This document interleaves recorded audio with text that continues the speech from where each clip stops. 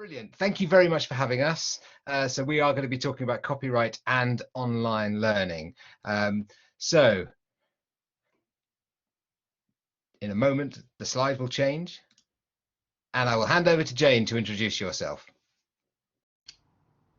Okay, thanks very much. It's great to be here this morning. I'm Jane Secker. I'm Senior Lecturer in Educational Development at City University. I actually teach on our modules related to educational technology, digital literacy, and copyright is an important part of the modules that I'm teaching, mainly to staff at City University. So they're taking a master's in academic practice. Chris. So my name's Chris. I work at the University of Kent. Copyright licensing and policy manager means I help people when it comes to copyright issues, do training sessions, develop our policy, and Jane and I work as well on copyright issues as they affect the whole sector. So that is the cover of the book Copyright and E-Learning, a Guide of Practitioners, which we wrote a few years back, but we are in the process of updating. So I mean, my background in copyright started in the world of music, where I was working for a music collecting society, collecting composers royalties on behalf of composers and songwriters, but now very much in the education world. So the idea of copyright literacy, this is the definition from the book that Jane and I came up with. It's about acquiring and demonstrating the appropriate knowledge, skills and behaviors to enable the ethical creation and use of copyright material. So the point to make about this is copyright literacy is not just about knowing facts about copyright. It's about skills and behaviors and about understanding how that relates to what people want to do in their lives. And in that sense is what makes it a literacy, a cultural and communicative practice. Yeah, so I just wanted to say a bit more about why what we're talking about is not just learning lots about copyright. So Chris was just sort of saying, well, what is a literacy? I think for us, it is very much about a practice. It's very much a practice that's linked to working or to being in a community, which in this case is a community of online teachers, and very much links to digital literacy, digital skills. But I think, you know, literacy really is reflecting the fact that these abilities are not just functional. They are much more also about the kind of critical abilities that we have. And we think taking a critical approach to copyright is something that's really important as well. So what we're not going to do is just tell you loads and loads of information and facts about the law. We're actually going to try and help you use it in practice. And I think that links as well a bit to the kind of approach we take, which is about getting playful with copyright, isn't it, Chris? Yeah, so we've in order to take this more critical and overarching approach towards copyright, we've created some games. We like to take a playful approach. Copyright, the card game, we created a few years back. There's some links to these resources here, which Jane will pop in the chat for you as I speak. And we also created a board game called The Publishing Trap. Again, we have converted it to online, and we're kind of getting ready to share those online resources this year, and that's about copyright and licensing choices as they relate to academic publishing.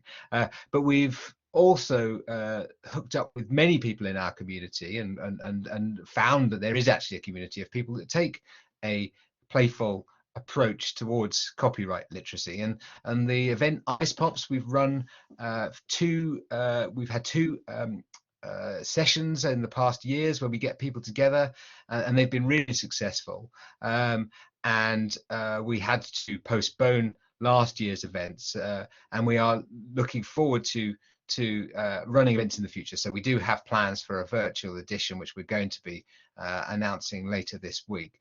But this is very much the approach that we take, is that often copyright can create confusion and anxiety in some cases, and really taking this approach to have playfulness and games in it has really helped.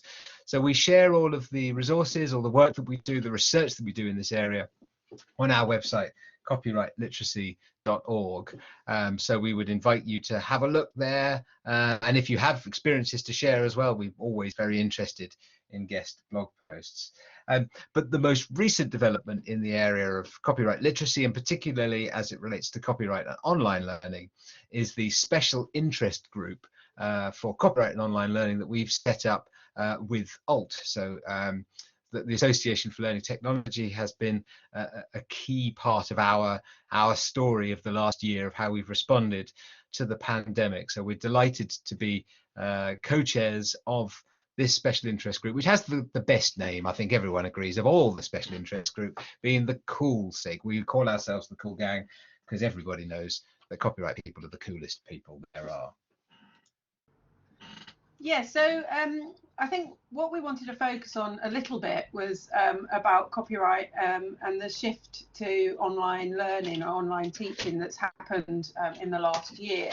And when we wrote the book, Copyright and E-Learning, I guess one of the things that was clear to us was that it was quite a niche area. So understanding copyright was obviously important if you were shifting your teaching online, but many people were not, or they were only doing very small aspects of their teaching. So they didn't come across as many copyright issues as perhaps might have come up in the last year. So what we would like to do is a bit of an interactive experience. We would like to hear a bit from you about your experiences of copyright in the last year, and you can annotate this slide. I think if you go to the Blackboard tools that are at the top left, if you want to take a pencil and I'm put doing a mark it now. somewhere.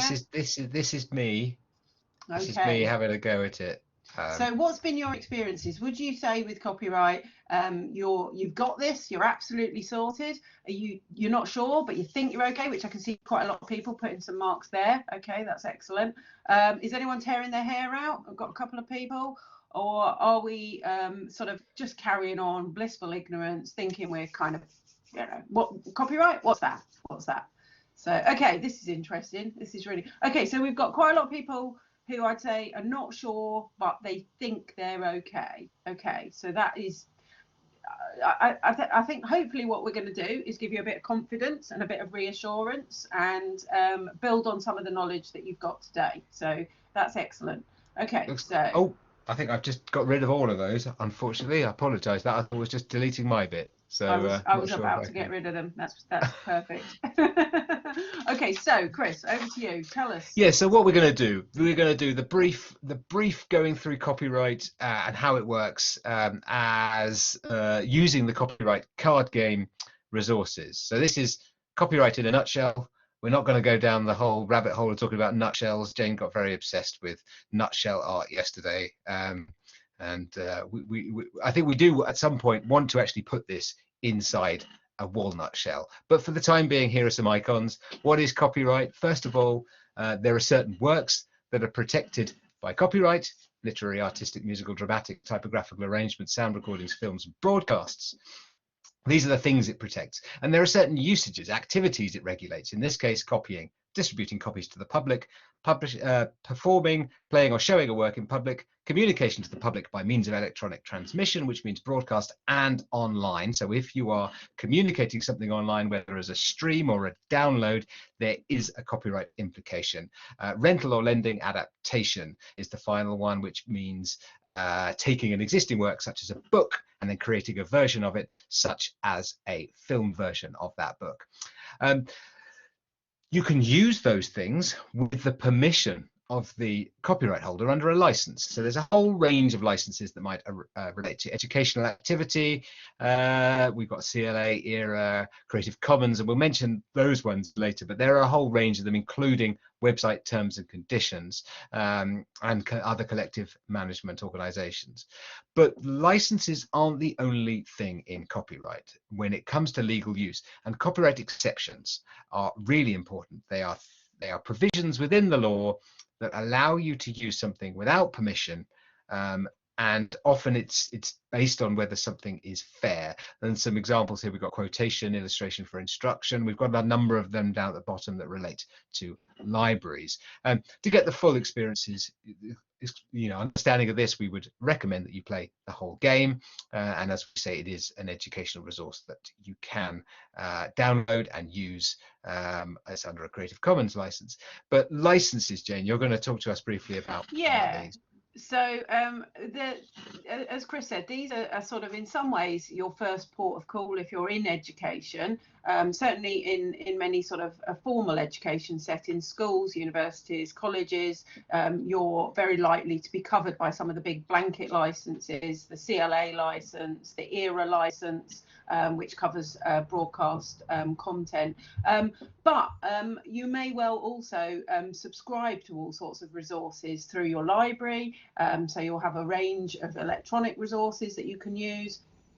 And there are openly licensed content. I guess the kind of three sort of key areas that we wanted to highlight that we think in education are the main way you would be using content under license is the CLA's license that covers copying of books and journals, printed material, the ERA license, which covers your recordings off air from TV and radio, or your library resources that are things that you subscribe to. So they will all come with different individual terms of use, but typically it will allow you to use those in all sorts of different educational contexts. But you do need to check because they all have limitations.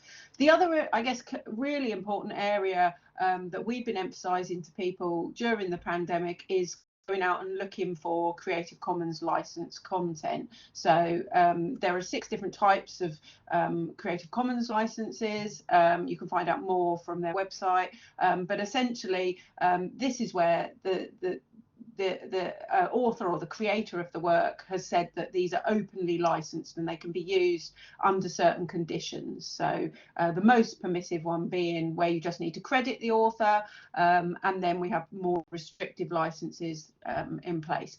So license is very, very important, but they're not the only way you can use content, are they, Chris? No, absolutely not. So we've talked about exceptions briefly. So I mentioned the word fair, and the concept we have in UK law is fair dealing, and it determines whether the usage is lawful or infringing based on how a fair-minded and honest person would deal with the work. I think so far today, for what I've seen from everyone at this event, I think we can all pretty much agree they're pretty fair-minded and honest bunch we've got today. I think so. I think so. I would say so. So you need to think about whether, and so, well, here's an example of some of those things that are allowed under the law. So research or private study, quotation, caricature, parody or pastiche. And these changed relatively recently in the UK in 2014. We expanded the number of exceptions or broadened them out. So for example, quotation, previously it was only if you were criticism, it was only for criticism and review or news reporting. And now there's a much broader exception here that covers all sorts of quotations, and there's a strong argument to say it's not just text quotations. It could be any use of things, artistic works as well in certain contexts. So I've seen Liz's question about memes. I think this is something it would be useful to come back to at the end, because exactly how you apply these is a very interesting question. So here are some examples of the key ones we think that relate to education. As I mentioned, quotation, you will needing to be quoting from works as a teacher to show things to people. You've got, but we've also got this exception called illustration for instruction, which means for non-commercial fair dealing purposes, you're allowed to use materials in teaching. And it's very interesting that we've got another exception which was in the law prior to 2014, educational performance, and this is showing, playing or performing works on the premises of an educational institution. So 2 things that really mark that as different from the illustration for instruction one is clearly on the premises is not the same thing as online in people's homes, on networks, on the live internet. So there's a tension there that the law hasn't really kept up with and doesn't really give us clear guidance. And also that Section 34 is related to an institution, an educational institution, whereas illustration for instruction relates to anyone who is teaching or studying. So it doesn't necessarily link to a school or a university. So there are provisions in there. There are some sort of freedoms in there and ways that you need to interpret this that take a bit of work to sort of dig into and pick out the differences. But still we see that there is a certain amount of concern about what people should be doing and what is okay and what's not okay. And one of the key, really important aspects about working with copyright is risk. So when we play this game, we, at the final round, we ask people to think about how risky something is, because there's not always clear-cut certainty as to whether something is infringing copyright or not. So these are the 4 questions that we ask when you think about risk management. So what is the likelihood that you're doing infringes copyright? I mean, there are some things that are obviously infringing, but there's a lot of things that, well, you could see it in a number of ways, and people talk about grey areas. But then how likely is it the copyright holder will even discover your activity? If something's happening within a closed virtual learning environment or password protected area, they're less likely to know about it. Doesn't necessarily make it okay, but it does change the risk profile. And how likely is it the copyright holder will object to what you're doing? So even if they do know about it, do they really care? Do they think it's a problem? And then the impact, you need to assess this based on both thinking about financially and reputationally, if they were to take action against you or your employer, and how that will be dealt with. So, you know, those are the factors you need to think about when you're making a risk-based decision.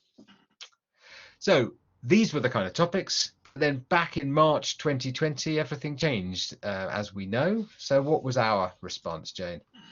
Yeah, so we became aware, obviously, that a lot of teaching was going to have to shift online in March 2020. All sorts of events were going to go online as well, so not just formal teaching. I think Chris and I, on the 18th of March, had been working for a week or so to sort of write a blog post which we thought would address most of the kind of questions that people would have. We thought, well, that will be our response. We'll remind people of copyright licenses, about exceptions, about using open educational resources, and that will be the end of the matter. And I think it was fairly soon and fairly quickly apparent that that wasn't the case. And we actually approached ALT at that time to ask them if they might be willing to host one webinar, I think was what we said, if I find the original message that we sent to Maren and Martin. We launched a webinar on copyright and online learning during the pandemic. This has actually become a regular series. So the number of questions that were kind of coming up related to online learning continued to grow. So in fact, since March 2020, Chris and I have run 31 webinars. We now do them on a fortnightly basis. So we have our 32nd webinar coming up this Friday. If you want to join us, we're going to be talking about copyright in a kind of international teaching context. We have someone from the British Council talking about how they use copyright exceptions. We've had a huge amount of interest. So the webpage about the webinars that we have set up has had over 6,000 hits on it since March last year. We manage a mailing list, which is called List CopySeek, which is a closed list, but you're very welcome if you're interested in joining to apply to join. You can post copyright questions. So we had in the period from March to December 2020 941 questions on that list. Just to give you an idea, that was about double the typical number of queries that we would get, and many of those do relate to issues to do with the shift to online learning. We're hoping to do a bit of an exercise in analysing the types of queries that came up. Membership of the list has grown, and yeah, I mean, typically most weeks I'd say we have around 70 people. We have had well over 100 at times who come along. Totally free, so please tune in, and we're massively grateful to ALT for hosting these webinars for us.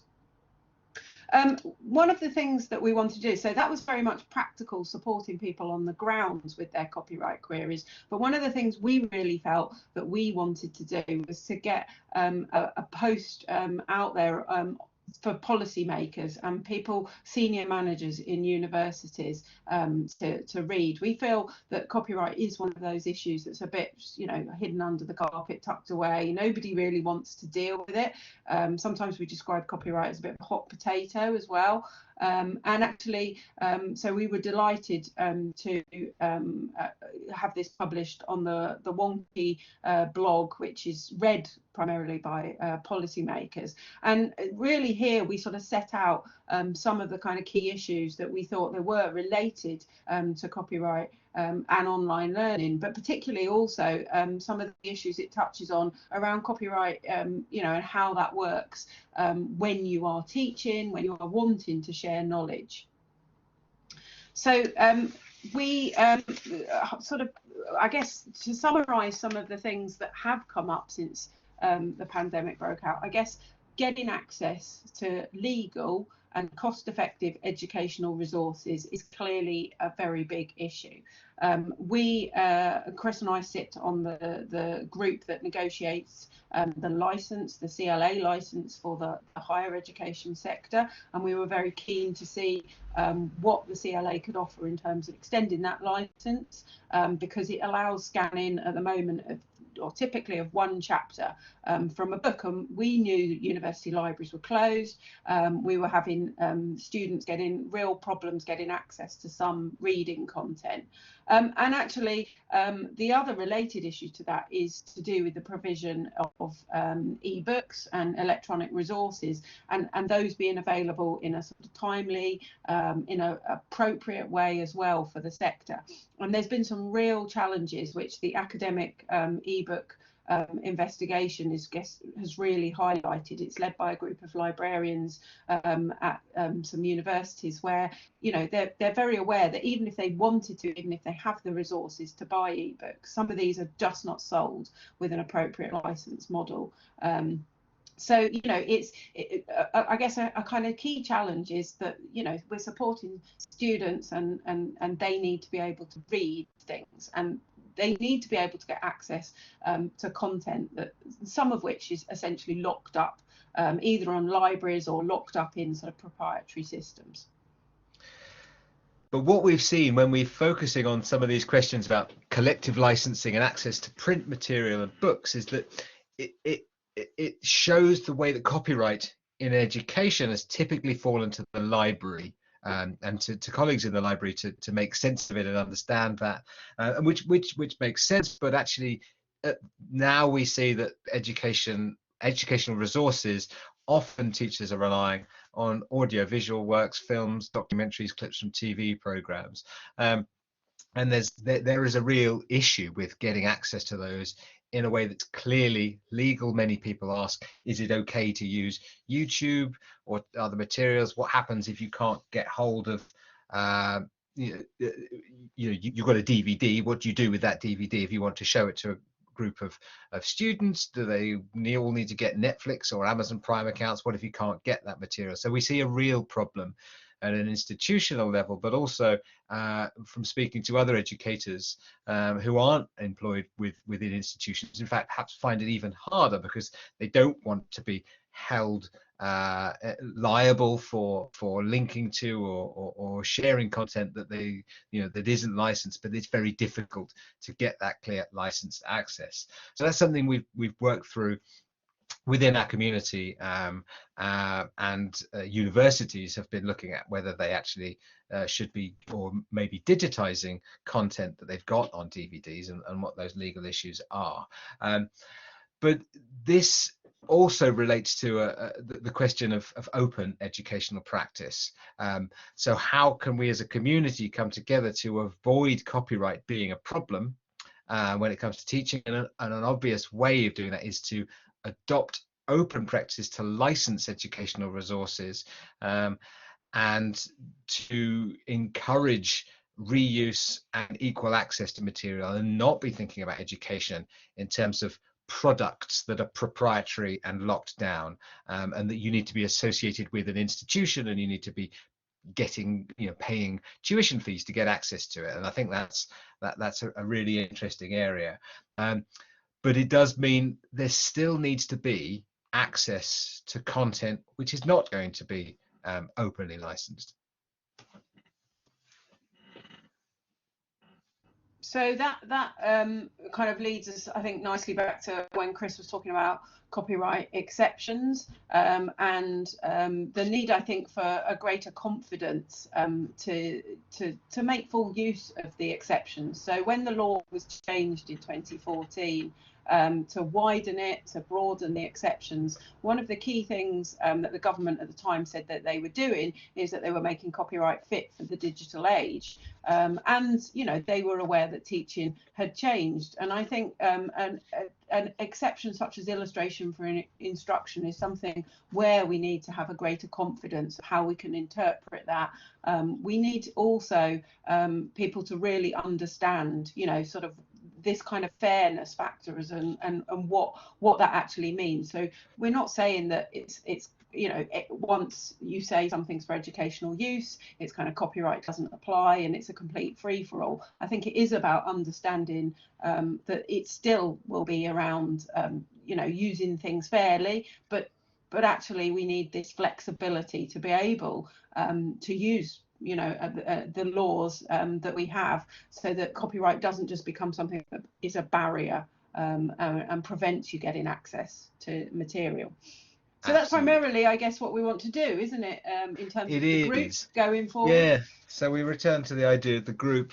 Jane and I always have a sort of 100 projects going on at any one time related to copyright, and we're really pleased that we've now got the community to be involved with this and taking forward ideas about how we can maybe influence public policy, work together to link sectors together to look at common challenges faced. So, we both work for universities, but we're very aware that these issues go right across education at all levels and in all different backgrounds. So we sort of welcome all to join, and we're very keen on linking up with other organizations.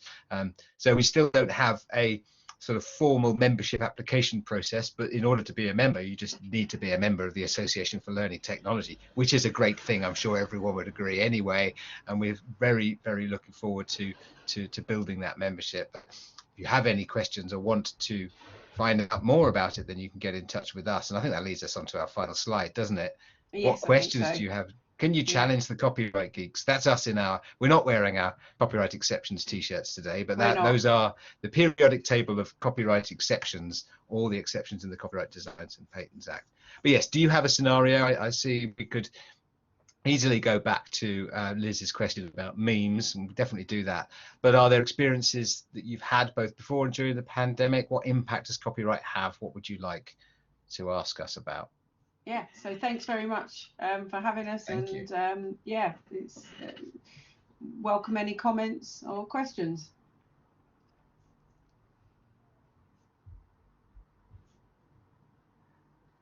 I will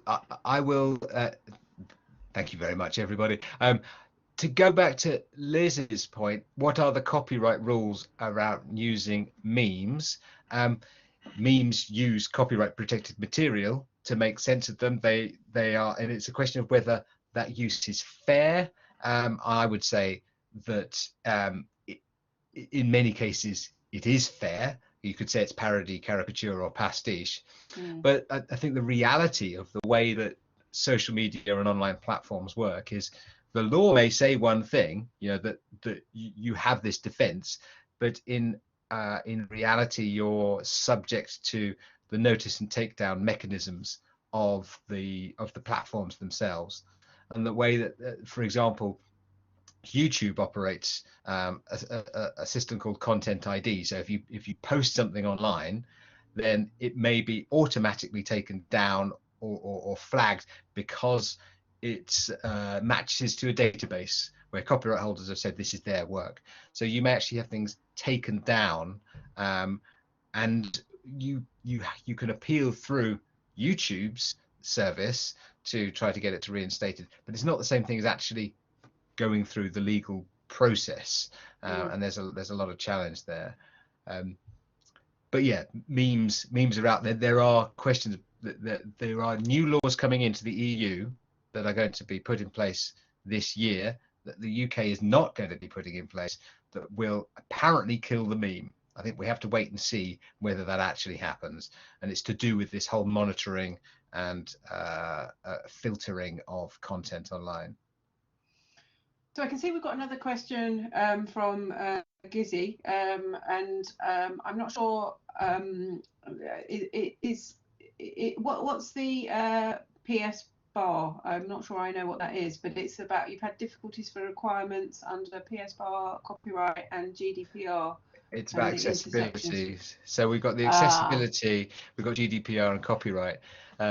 So yes, and we have had, okay, yes. and Alistair, who we are about to hear from, did a session. I'm going to pop that link to that excellent webinar when Alistair joined us, and we actually spoke through this at quite a lot of depth. So rather than trying to give you an answer in 20 seconds that covers that, there are definitely some tensions. And we want to continue that conversation as part of the group. So if you're interested, it is one of the working groups actually as well that we have, isn't it, for the special interest group. So we've got a subgroup looking at accessibility and copyright and some of the kind of tensions and challenges there. But yeah, Chris, if you pop in a link, because we record all our webinars, so you can go back and have a look and see Alistair's talk that he did for us sometime last year.